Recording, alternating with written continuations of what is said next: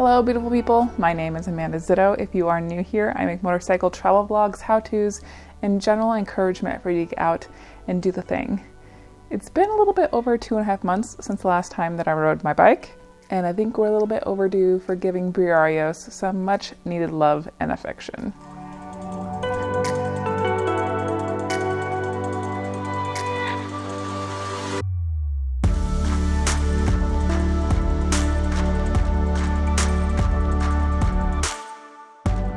While I'm doing this, I figured we could have a little story time.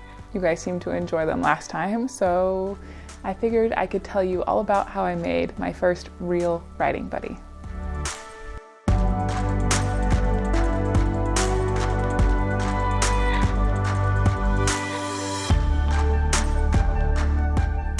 A little bit of backstory first. So right after I attended the first Dream Roll, which was my last story time by the way, so if you missed it, I'll link that above my head. I joined an all-women's motorcycling group called the Torque Wenches because I decided well, I'm obviously not super great at making friends at big events, so maybe this will be a way for me to kind of dip my toes into the motorcycle community here in Portland. Which did kind of work out. I did make quite a few friends that I'm still friends with today, like Maggie. She was in my What is Dispersed Camping video. She's a national park ranger now. She's super awesome. I'll link that video up above and down in the description. I made friends with Chris, who is the Chris of Chris and Nathan of For the Love of Knobs, which changed my life. She was incredible. I'm so happy that I met her. But this video is not about her. And I met Marissa. Spoiler, this video is about her.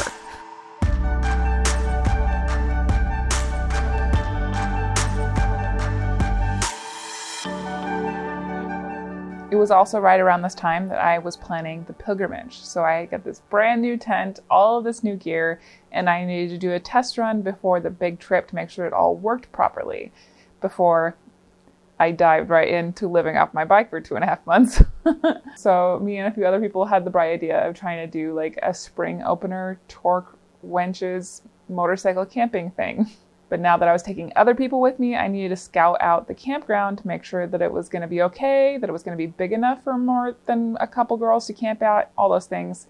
And Marissa volunteered to go with me. Now, the first sign that we probably should have postponed our efforts to scope out this campground happened 2 days before we were supposed to go do so, and we got told that there would be snow on Mount Hood and Highway 26, the route we were supposed to take to get to said campsite. Oh, no matter, the weather's super bipolar, it'll probably change, no big deal. Night before we're supposed to go, I look up the highway cams, and there is indeed snow on Mount Hood. But the road isn't covered in snow. We can probably make it, it'll be fine. Morning of, it is pouring in Portland, and there is a full-on blizzard happening on Mount Hood. Now, this is also when I got my first clue how amazing of a riding buddy Marissa would be. Because despite that it was pouring, despite that we needed to reroute because our original route was covered in snow, and it was 40 degrees, Marissa was still on board. She's like, let's get this thing. My next sign was that when I showed up to have breakfast with her, on the route to the restaurant, my waterproof boots, at the time, I did not have the Garen boots at this point, my waterproof boots sprung a leak and my whole left foot was just soaking wet. And when I told her when I got to the restaurant, she was like, oh, no big deal. I have to grab something from Cycle Gear. We can get you waterproof booties to tie over your boots. We'll be golden.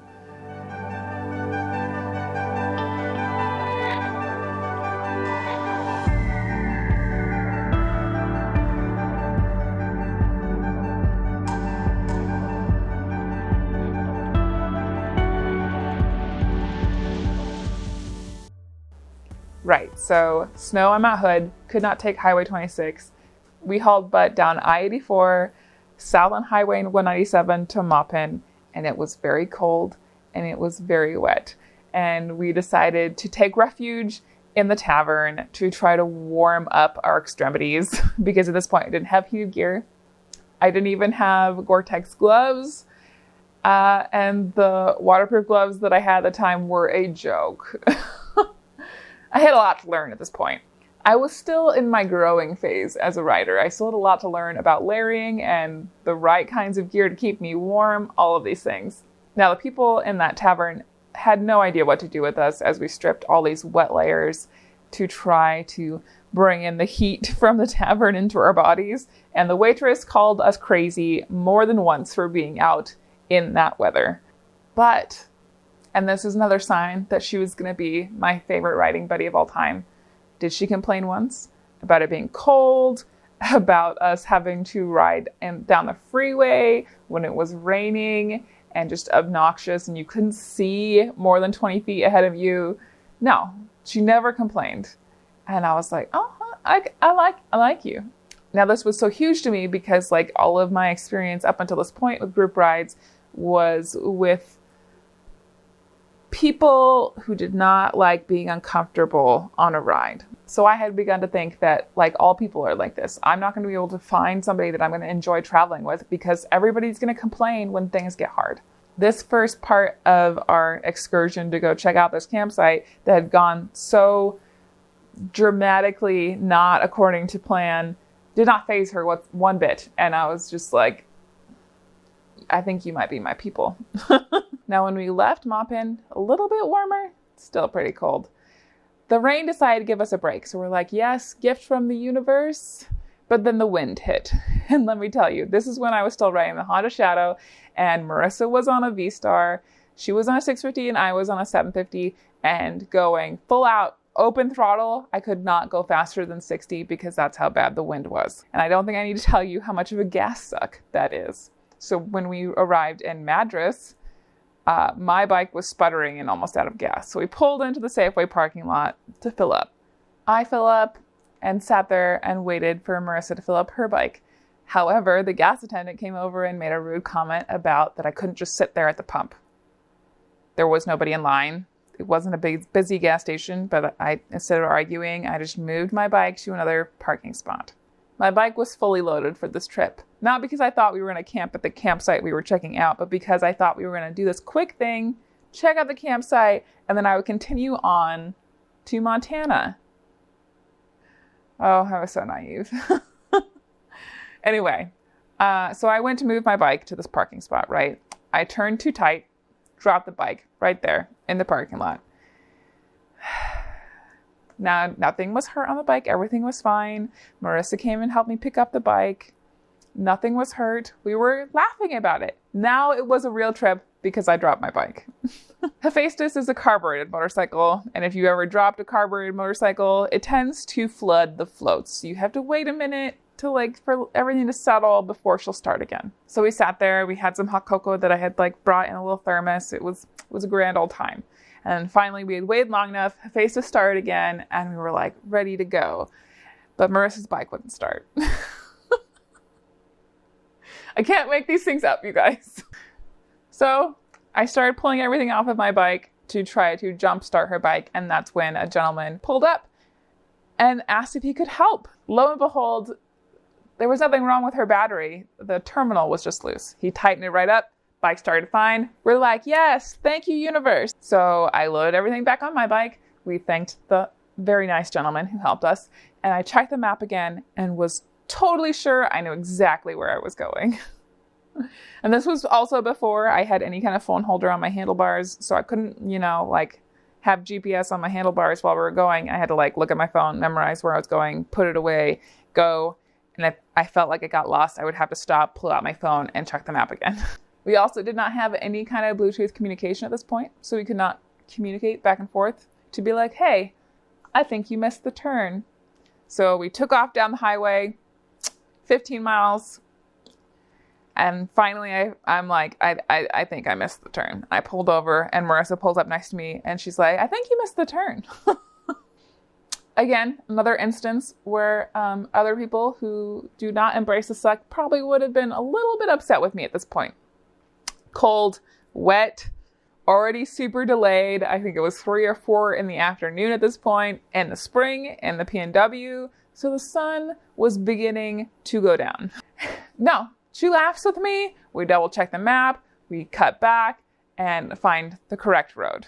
Now, we did lose our way again, but I won't include that part. We turned around, we got back on track. You get the point.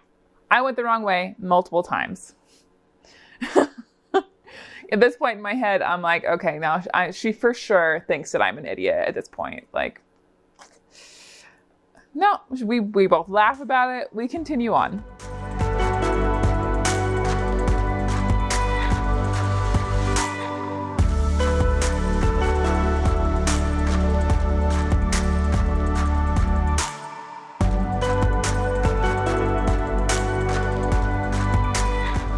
We found a sign that plainly stated that we were on our way to this specific campground that we were checking out. And we're like, yes, we're on the path. We're doing it. It turns into the super narrow 1-lane paved road and it becomes super curvy. And I feel like we have entered fairyland because it is beautiful and the pavement is just so good. That little curvy road turns into a super steep grade. And at the bottom of that steep grade, it turned into gravel. I hesitated for a minute, kept going very cautiously because obviously it's been raining all day. Who knows where the mud spots will appear? You know, the drill. And I was watching Marissa in my rearview mirror, just being like, oh, she's going to stop. She's going to stop. She's going to refuse to let her beautiful cruiser touch dirt. No hesitation. Kept going. We rode down that gravel road for 7 miles. We went under a beautiful railroad tunnel. And you know how much I love tunnels. It was awesome. And then we finally found the campground at 7 p.m. at brisk twilight. We had a little celebration. We took a picture together to show that we had made it. And I look like a beautiful green marshmallow because those were my waterproofs at that point in time. I called my family to let them know that I wouldn't be heading to Montana that night and I was going to go back to Portland with Marissa. And we turned around. We went out the way that we came.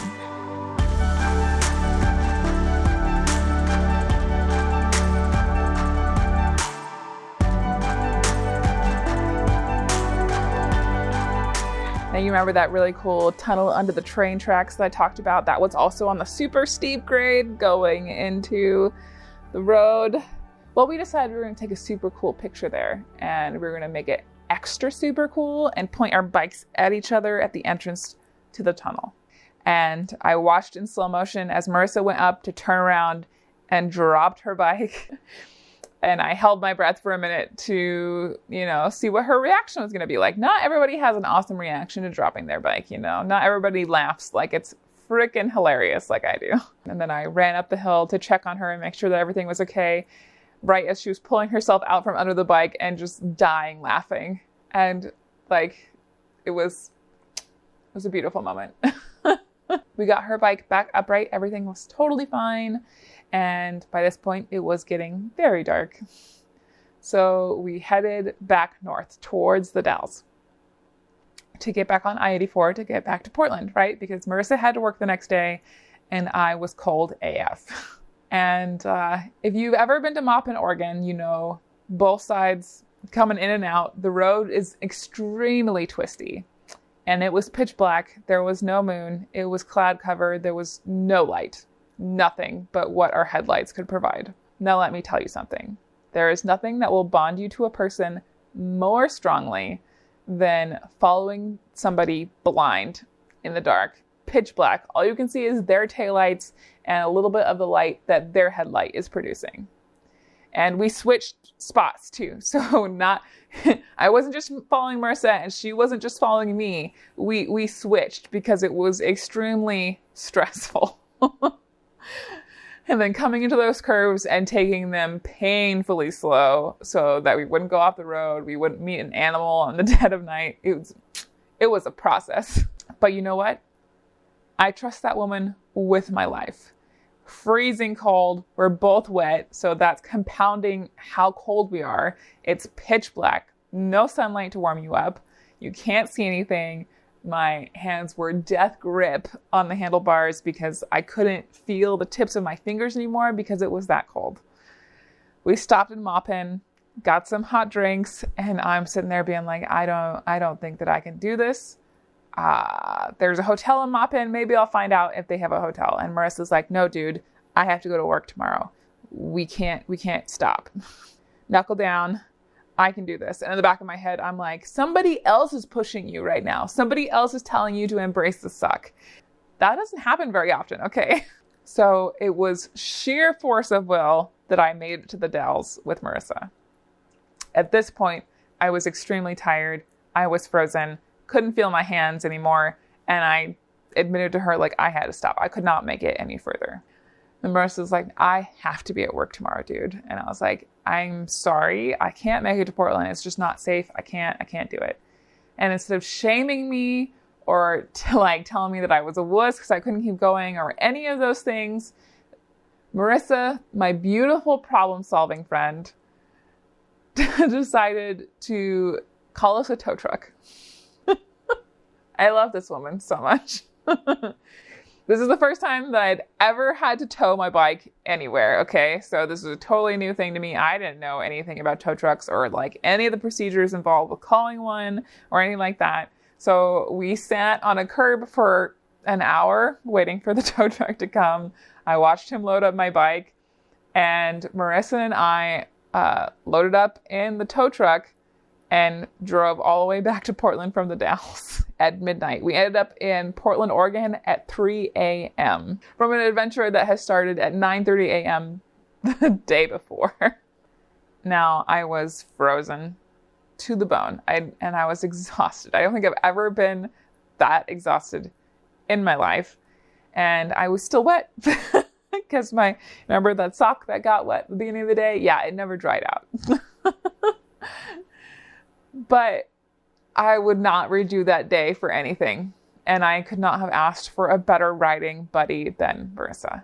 She handled every mishap, every bump in the road, every wrong turn with humor and patience, and laughed right along with me.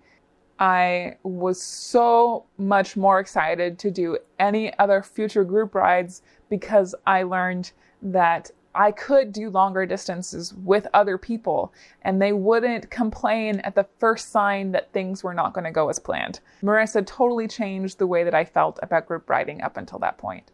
Sometimes the best trips are the ones when things go wrong.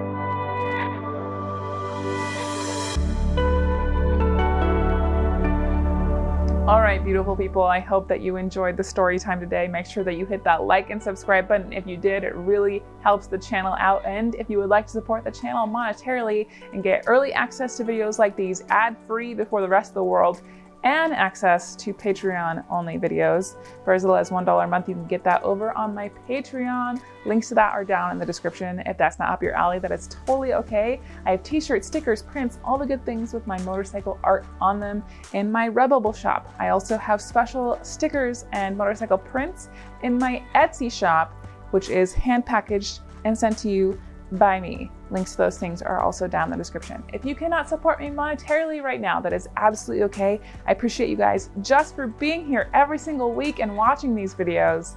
And in the meantime, guys, anchor question. If you do have a favorite riding buddy, please let me know down in the comments. What was the moment that you realized they were one of your people? Or tell me a story of like you guys coming over awesome obstacles, because I love stories like that. If you do not have a riding buddy yet, tell me the first time that you met like a best friend, does not have to be motorcycle related, where you realized you had found your people. It's an excellent feeling, isn't it? I don't know. Yeah. Anyway, guys, I'll see you later.